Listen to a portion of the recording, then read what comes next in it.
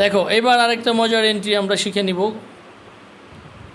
Bank জমা, bank জমা এটা মিলে ডেবিট না ক্রেডিট? ডেবিট। তাহলে ব্যাংক জমার সুদ, ব্যাংক জমার সুদ এটা কী হবে? ক্রেডিট। যেটা ডেবিট এটার সুদ হবে সবসময় ক্রেডিট। যেমন বিনিয়োগ, বিনিয়োগ কী হবে? ডেবিট। তাহলে বিনিয়োগের সুদ কী হবে? ক্রেডিট। এর কারণ হলো বিনিয়োগ ডেবিট, কারণ সম্পদ, আর বিনিয়োগের যে সুদ পাইতেছি এটা হলো আয়, আর আয় হলে কী হয়? ক্রেডিট হয়। এবার ধরো ব্যাংক ঋণ, ব্যাংক ঋণ এটা কী হবে? Credit. Right, very good. Bank ঋণ ক্রেডিট, কারণ এটা দায়। কারণ ব্যাংক ঋণের যদি সুদ দেই আমরা সেটা কী হবে?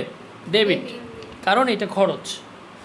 তো সহজে তুমি মনে রাখতে পারো, যেটা ডেবিট এটার সুদ হবে ক্রেডিট, আর যেটা ক্রেডিট এটার সুদ হবে ডেবিট।